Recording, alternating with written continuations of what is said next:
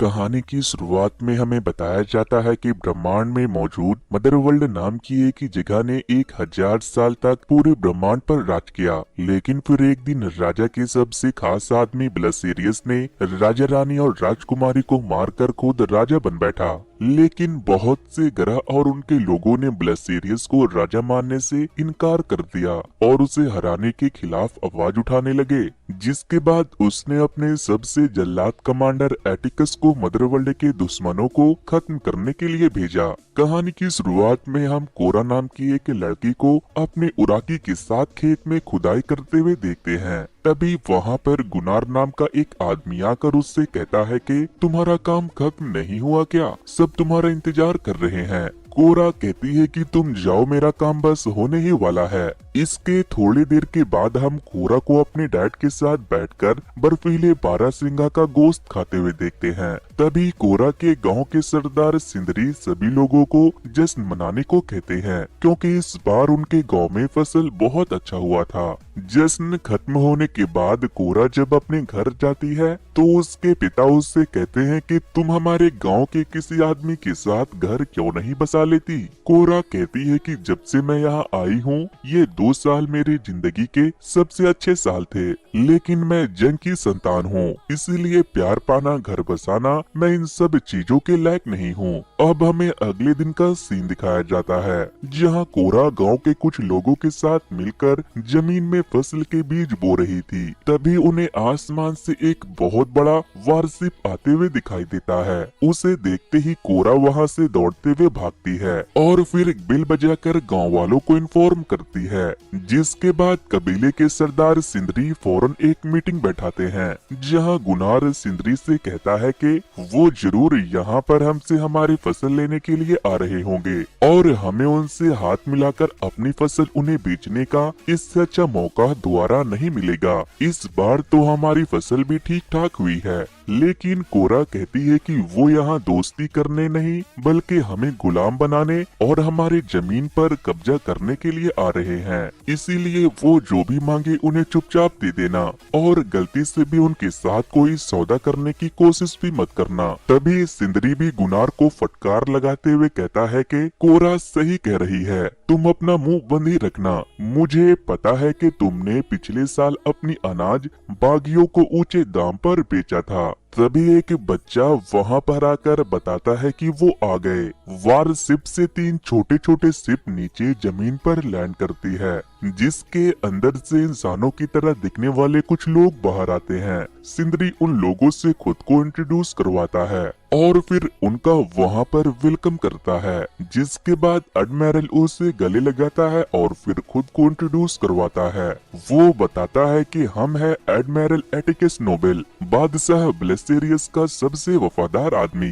फिर सिंदरी उसे अपने साथ अपने गांव के गेस्ट हाउस में लेकर जाता है। तभी एडमिरल एटिकस सिंदरी से कहता है कि हमें मदरलैंड के दुश्मन डेवरा ब्लडेक्स और उसकी बहन डेरियन की तलाश है, लेकिन उन्हें ढूंढने के चक्कर में हमारा अनाज खत्म होते जा रहा है, इसीलिए आप हमें अनाज दे दीजिए। इसके बदले हम आपको बाजार से 3 गुना कीमत देंगे। मगर सिंदरी उससे कहता है कि इस बार हमारी फसल बहुत खराब हुई है। फिर वो उसे गेस्ट हाउस में चलकर जाम पीते पीते बात करने को कहता है। गेस्ट हाउस के अंदर जाकर एटिकस गाँव वालों से पूछता है कि आप में से फसल की देख रेख का काम कौन करता है। तभी गुनार उनके सामने आता है। वो उससे पूछता है कि क्या सच में तुम्हारे पास हमें देने के लिए अनाज नहीं है? मैंने तो तुम्हारे हरे भरे खेत खुद देखे हैं। जिस पर गुनार कहता है कि देखिए सर, आप हमारे सरदार को गलत मत समझिए, वैसे तो इस बार फसल अच्छी हुई है, लेकिन हमारे सरदार ऐसा इसलिए कर रहे हैं ताकि अकाल पड़ने पर वो गांव वालों का पेट अनाज भंडार से भर सके। ये सुनते ही एटिकस सिंदरी को अपनी छड़ी से मारकर उसकी जान ले लेता है। सिंदरी की बीवी उसे रोकने की कोशिश करती है तो वो उसे भी मार देता है। इसके बाद एटिकस गुनार से कहता है कि 10 हफ्ते के बाद हम वापस आएंगे और तुम हमारे लिए 10,000 बोरी अनाज तैयार रखोगे। इसके बाद एटिकस अपनी मिनी स्पेसशिप से अपने वारशिप में चला जाता है। लेकिन वो अपने पीछे कुछ लोगों को छोड़ गया था जिसका काम गांव वालों पर नजर रखने का था। इनके पास बहुत सारे सामान होते हैं। तभी एक सिपाही एक बॉक्स को खोलता है तो उसके अंदर से एक रोबोट बाहर आता है। इस रोबोट का नाम जेसी था, जो कि कभी कत्ले हुए बादशाह का रक्षक हुआ करता था। लेकिन बादशाह के कत्ल के बाद जेसी ने अपने हथियार डाल दिए। एरिस नाम का एक सोल्जर जेसी से सामान उठाकर एक घर में लेकर जाने को कहता है। तभी मार्कस नाम का एक सोल्जर जेसी के ऊपर बंदूक से हमला करता है और उसे अपना काम सही से करने को कहता है। मार्कस जेसी के ऊपर दोबारा से गोली चलाने वाला था, लेकिन एरिस उसे ऐसा करने से रोकता है, जिससे कि मार्कस को बहुत गुस्सा आने लगता है। इसीलिए वो एरिस के ऊपर ही बंदूक तान देता है। लेकिन तभी उन सब के बॉस वहाँ आ जाते हैं और मार्कस को ये सब बंद करके सारा सामान एक घर में पहुँचाने के लिए बोलते हैं। इधर सिंदरी के मौत के बाद सारे लोग गुनार को इन सब का कसूरवार ठहरा रहे थे, क्योंकि उसी ने कहा था कि हमारे पास अनाज है, लेकिन सरदार उसे देना नहीं चाहते ताकि अकाल पड़ने पर वो गांव वालों के लिए इस्तेमाल कर सके। वहीं जेसी के मुंह में कीचड़ लग गया था, इसीलिए वो नदी के किनारे मुंह धोने के लिए चला जाता है। तभी सैम नाम की एक लड़की वहाँ पर आती है और जेसी को मुंह पोंछने के लिए तौलिया देती है। जेसी उसे अपने पास बैठने को बोलता है और फिर उसे अपने बादशाह और उसकी बेटी ईसा की कहानी सुनाता है। वो कहता है कि जब हमें पता चला कि भविष्यवाणी के मुताबिक ब्रह्मांड को बचाने वाली देवी ने बादशाह के घर में जन्म लिया है, तो मैं और मेरे भाई सब कुछ छोड़ छाड़ कर उसके पास पहुंच गए। उस लड़की के पास जादू था जिससे वो किसी भी मरे हुए चीज को जिंदा कर सकती थी। हमारे घर जाने का बस वही एक जरिया थी। लेकिन जब बादशाह के सबसे खास आदमी ने बादशाह और रानी के साथ उसे भी मार दिया तो हम टूट गए। हमारी खुशी, हमारी अच्छाई सब उस लड़की के साथ मर गई। तभी सैम उसे एक फ्लावर से बना हेडबैंड पहनाते हुए उससे कहती है कि शायद वो अब भी जिंदा हो। सैम बड़े प्यार से जेसी के गालों को छूती है और फिर वहाँ से चली जाती है। इधर कोरा अपना सामान पैक कर रही थी, तभी उसके पिता वहाँ पर आते हैं। वो उसे पैकिंग करते हुए देखकर उससे कहते हैं कि जब तुम मुझे उस जहाज के मलबे में पड़ी मिली थी तो मैंने सोचा था कि मैं तुम्हें वहीं छोड़ दूं, लेकिन मैंने नहीं छोड़ा। तुम हमें ऐसे मुश्किल वक्त में अकेला छोड़कर जा रही हो। जिस पर कोरा कहती है कि आप लोगों को भी ये गांव छोड़कर चले जाना चाहिए, क्योंकि ये जगह अब नहीं बचेगी। उसके पिता कहते हैं कि क्यों ना हम उन लोगों से लड़े। कोरा कहती है कि उनसे लड़ना कोई बच्चों का खेल नहीं है, हम उनसे कभी नहीं जीत सकते। वो कहते हैं कि कोरा, तुम पूरे ब्रह्मांड को हमसे ज्यादा जानती हो, क्यों ना तुम ऐसे लोगों को ढूंढो जो एडमिरल से बदला लेना चाहते हैं। लेकिन कोरा कहती है कि अगर हमने लड़ने की कोशिश भी की तो मारे जाएंगे और मैं मरना नहीं चाहती। इतना कहकर कोरा वहाँ से चली जाती है। अब हम देखते हैं कि सैम एटिकस के सोल्जर को पानी पिलाने के लिए जाती है, लेकिन मार्कस और कुछ सोल्जर मिलकर उसे पकड़कर अपने साथ ले जाते हैं। वो उसके साथ जबरदस्ती करने वाले थे, लेकिन तभी उनका ही एक सोल्जर एरिस उन लोगों से सैम को छोड़ देने के लिए कहता है, जिस वजह से उन लोगों के बीच लड़ाई हो जाती है। वो लोग एरिस को पकड़ लेते हैं। तभी वहाँ पर उनका बॉस भी आ जाता है, लेकिन बॉस के इरादे भी गंदे थे। वो भी सैम के साथ गलत करने की कोशिश करता है। सैम चिल्ला रही थी, तभी उसकी आवाज सुनकर कोरा एक कुल्हाड़ी लेकर वहाँ आ जाती है। सभी को लगता है कि ये अकेली लड़की क्या कर लेगी, इसीलिए वो उसके साथ भी गलत करने के लिए आगे बढ़ते हैं। लेकिन कोरा अपनी कुल्हाड़ी से उन लोगों पर हमला करके उनकी बंदूक छीन लेती है और फिर एक के बाद एक उन लोगों को मारना शुरू कर देती है। लकड़ी सी पतली दिखने वाली इस लड़की का शरीर किसी लोहे से कम नहीं था।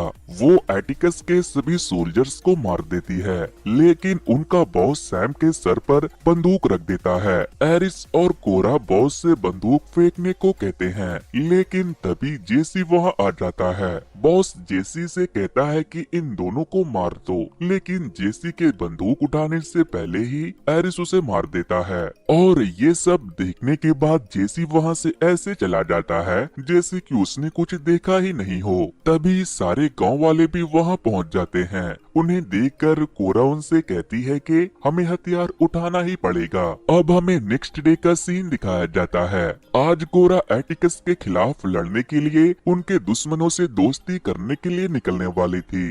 जाने से पहले उसके पिता उसे एक बंदूक देते हुए उसे बताते हैं कि ये मुझे तुम्हारे साथ मिला था, मुझे डर था कि इससे हमें खतरा होगा, इसीलिए मैंने इसे छुपा दिया था। जिस पर कोरा उनका अपने बंदूक को संभाल कर रखने के लिए शुक्रिया कहती है। इसके बाद कोरा गुनार से पूछती है कि पिछले साल तुमने अपनी फसल किस बागी को बेची थी, जिस पर वो कहता है कि उसका नाम ब्लड एक्स था। कोरा कहती है कि क्या तुम मुझे उसके पास ले चलोगे।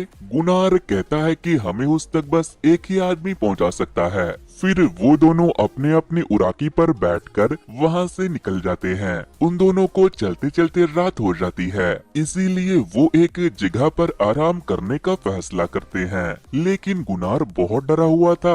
उसे डर था कि अगर एटिकस के सेना को उसके बारे में पता चल गया तो वो उसे मार देंगे। तभी कोरा उसे अपने बारे में बताती है। वो बताती है कि जब मैं 9 साल की थी तब ब्लसेरियस ने मेरी दुनिया पर हमला किया था।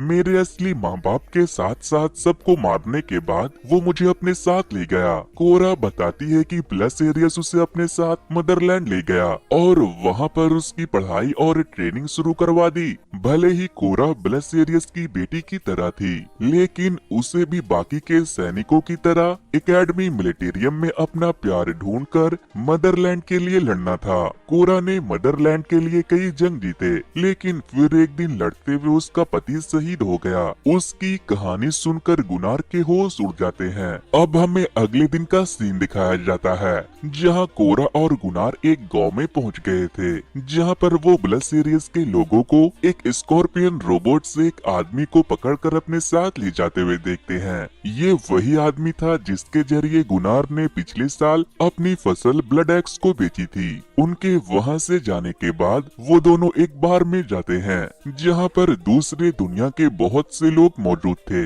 एक पिगमैन गुनार के ऊपर लैंड मार रहा था। वो गुनार के साथ सोना चाहता था।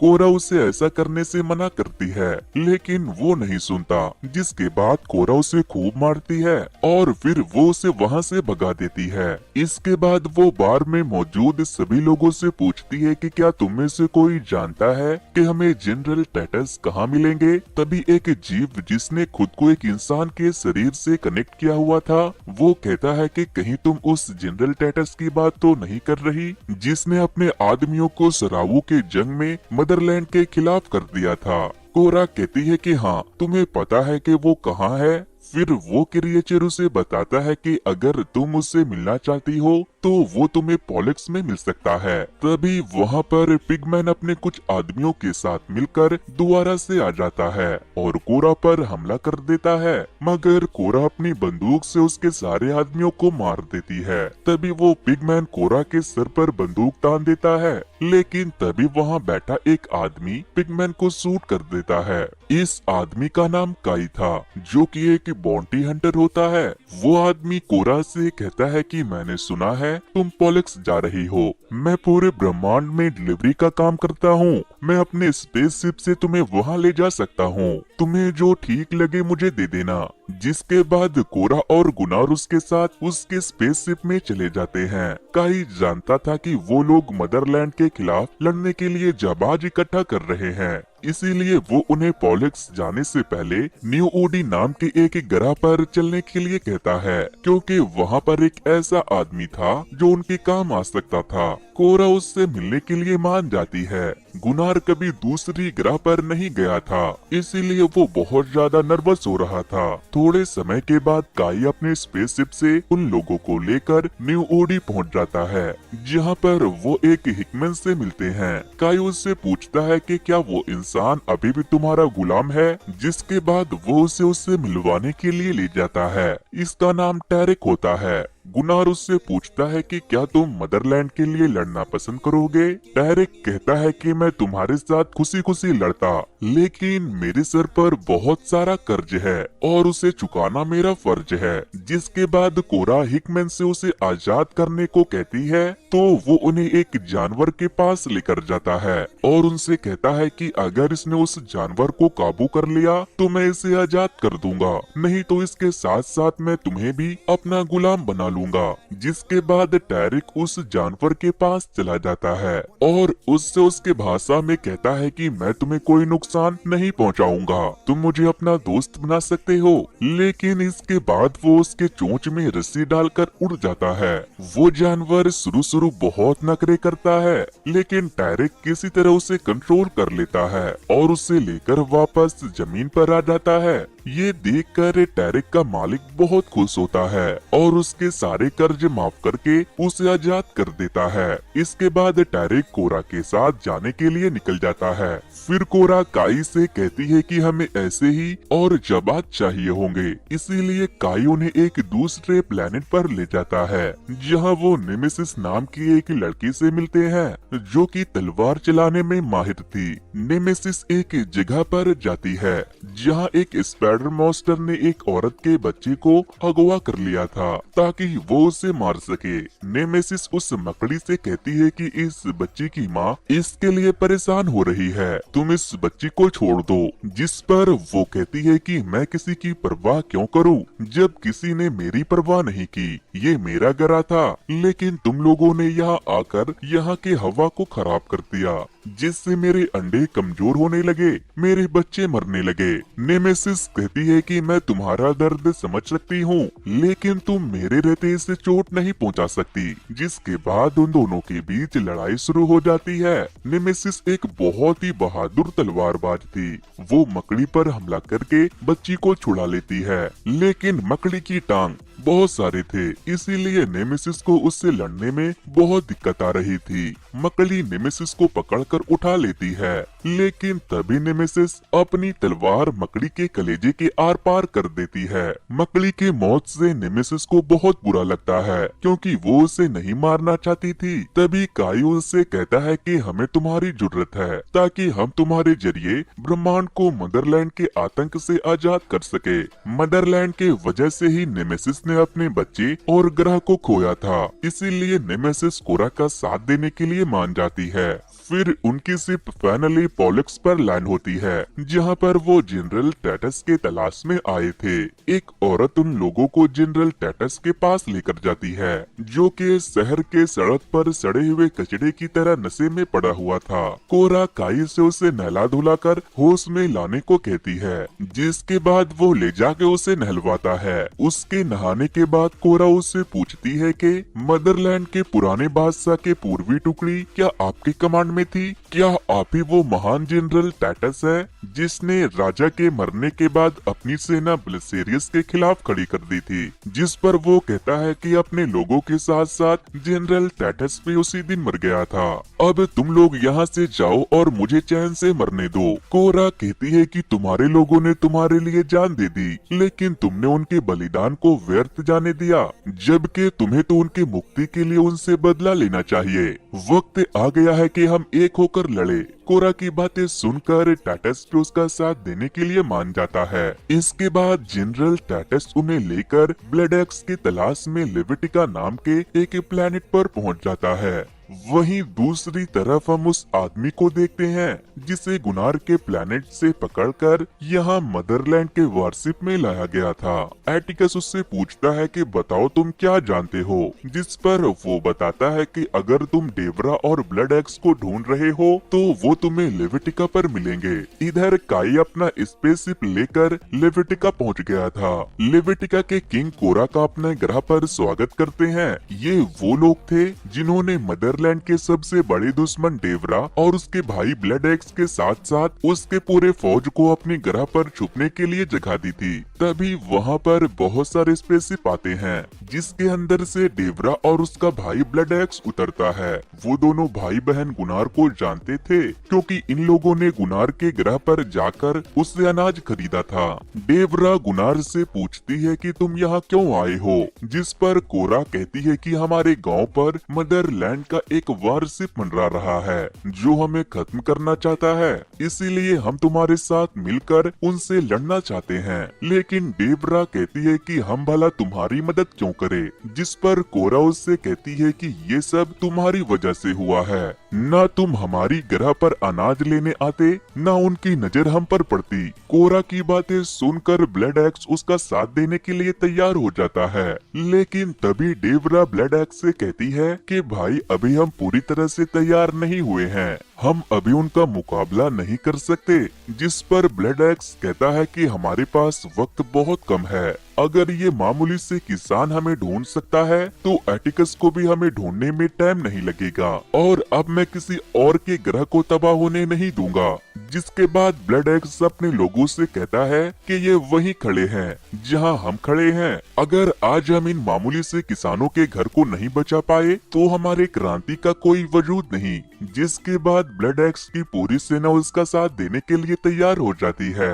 इसके बाद ब्लड एक्स की पूरी सेना कुनार के प्लेनेट पर जाने के लिए निकल जाती है। तभी काई कहता है कि मेरे शिप पर कुछ सामान है जो मुझे पास के ट्रेड सेंटर में उतारना है, पहले हम उसे डिलीवर कर देते हैं ताकि मुझे कुछ पैसे मिल जाए। वहीं दूसरी तरफ हम देखते हैं कि एडमिरल एटिकस लेविटिका ग्रह पर पहुंच गया था।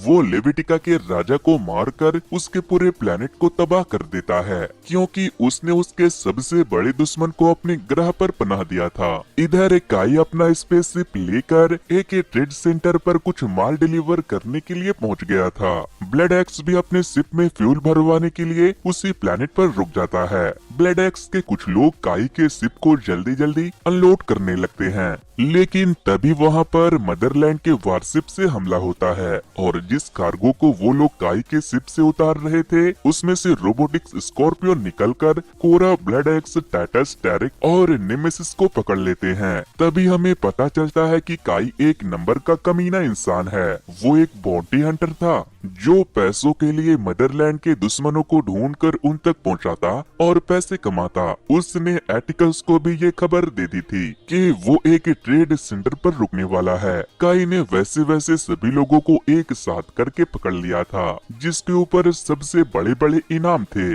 तभी वहाँ पर एटिकस आता है। वो एक के बाद एक सभी से मिलता है और फिर कोरा के पास जाकर उससे कहता है कि उस दिन मुझे लगा ही था कि शायद मैं तुम्हें जानता हूँ, लेकिन तुम मेरे इतनी करीबी निकलोगी मैंने तो कभी सोचा भी नहीं था। एटिकस कहता है कि मैं तुम्हारा सर काट कर तुम्हारे पापा को गिफ्ट में दूंगा, देखना इससे वो बहुत खुश होंगे। इसके बाद एटिकस गुनार से कोरा को बंदूक से मारकर बेहोश करने को कहता है, लेकिन गुनार जब बंदूक से उसे मारने के लिए जाता है तो वो कोरा को आजाद करके काई को मार देता है। कोरा आजाद होते ही उन लोगों से लड़ना शुरू कर देती है और गुनार बाकी के लोगों को छुड़ा देता है। वो लोग भी आजाद होकर लड़ने लगते हैं। ब्लड एक्स अपने पायलट से अपनी शिप संभालने को बोलता है। नेमेसिस अपने तलवार का बखूबी इस्तेमाल करती है। वो एटिकस के सोल्जर को बड़े ही आसानी से मार रही थी। टेरिक और टाइटस भी उन लोगों से बहुत ही अच्छी तरह से लड़ते हैं, लेकिन तभी वारशिप से एक पायलट उन लोगों के ऊपर गोलियों की बौछार करने लगता है। जिसके बाद ब्लड एक्स अपनी तलवार लेकर सीधे वारशिप के पायलट के अंदर घुसा देता है, लेकिन इस बीच ब्लड एक्स भी गोलियों से घायल हो चुका था। ब्लड एक्स मारा जाता है, लेकिन पायलट के मरने से वारशिप नीचे गिरने लगती है। सभी लोग किसी तरह अपनी जान बचाते हैं। एटिकस भी खुद को बचाने के लिए एक टावर पर चढ़ जाता है, लेकिन तभी कोरा उस टावर पर आ जाती है। उन दोनों के बीच खूब लड़ाई होती है, लेकिन कोरा एटिकस के लाठी से उसे ही मारकर उस टावर से नीचे गिरा देती है और फाइनली एटिकस मर जाता है। लेकिन ब्लड एक्स भी मर गया था, जिससे कि उसके लोग बहुत दुखी होते हैं। फिर नेमेसिस कहती है कि अब हम क्या करेंगे, जिस पर टाइटस कहता है कि मैंने तो कभी सोचा भी नहीं था कि हम मुट्ठी भर लोग मिलकर ब्लसेरियस को इतना बड़ा झटका दे पाएंगे। इसके बाद बाकी बचे सभी लोग वहाँ से गुनार के प्लेनेट पर चले जाते जाते हैं। कोरा अपने गांव पहुंचकर बहुत खुश होती है, लेकिन ये सब अभी खत्म नहीं हुआ था। दूसरी तरफ हम देखते हैं कि कुछ लोग एटिकस को अपने साथ ले जाते हैं और उसके शरीर में बहुत सारे पैप लगाकर एक खास तरह के लिक्विड में डाल देते हैं, जिससे कि वो ब्लसेरियस के पास पहुंच जाता है। वहां जाकर वो ब्लसेरियस से कहता है कि मुझे आपकी बेटी मिल गई, मुझे थोड़ा वक्त दीजिए, मैं उसका सर आपको लाके दूंगा। ये सुनकर ब्लसेरियस बहुत गुस्सा हो जाता है और कहता है कि तुम उसे कुछ नहीं करोगे। ब्लसेरियस कहता है कि तुम सारे बागियों को मारकर मेरी बेटी को जिंदा मेरे पास लाना, ताकि मैं उसे सबके सामने मार सकूं, और अगर तुम ऐसा नहीं कर पाए तो मैं तुम्हें सबके सामने मार दूंगा। फिर वो एटिकस को वापस से जिंदा कर देता है। कहानी के एंड में हम गुनार के प्लेनेट पर जेसी को देखते हैं, जो कि अभी भी वहीं घूम रहा था। तो दोस्तों, इसी के साथ रेबेल मून का फर्स्ट पार्ट यहीं पे खत्म होता है।